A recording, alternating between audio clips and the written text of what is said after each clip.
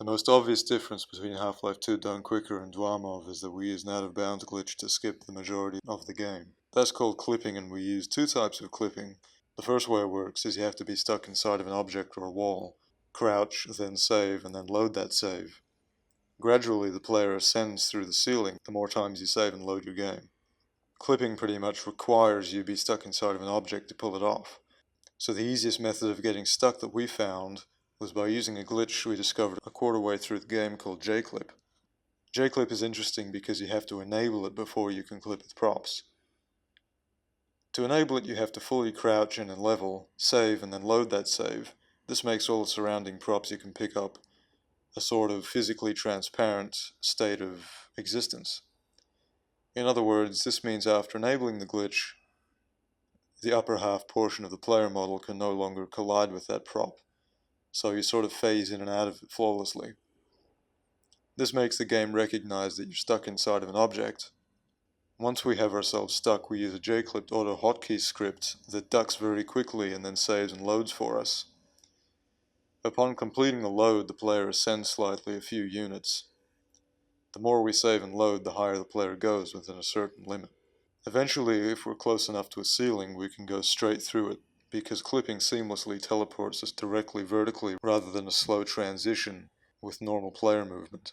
If that were the case, we wouldn't be able to go through roofs. Now that we're out of bounds and above the level, the second method of clipping we use is called save buffering, which works under the same principles as J-clip. But while out of bounds, you don't need a prop to clip up.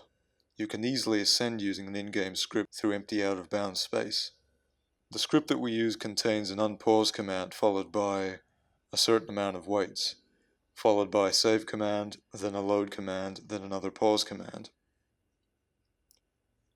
Waits are basically breaks in between commands, so if we put any amount of waits in between two commands, the game will stop for that specified amount of waits after the first command, then continue to the next command. For some reason, we don't know why exactly, but adding some waits in between pausing and saving makes the player move vertically. It's possible to cover great distances using this glitch. Save buffering also allows us to move while saving and loading.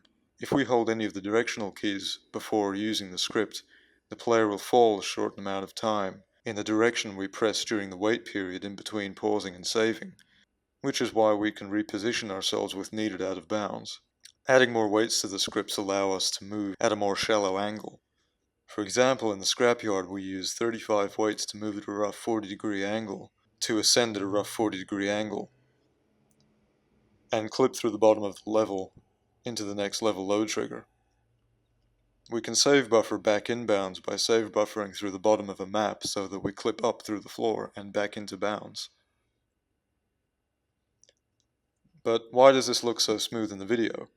We just cut the load times out of the final video and make it so that one save is equal to one frame at 60 frames per second, which gives the illusion of floating through air. It's almost like a stop-motion animation. If you watch the run, in the first level of Prison, Santuarium moves the view around during a save-load segment, which looks pretty strange, but can give a good idea of what it would look like in real time without loads. So hopefully this video makes you understand these new glitches and how they work, as well as clear up some confusion you may have had. Thanks for watching.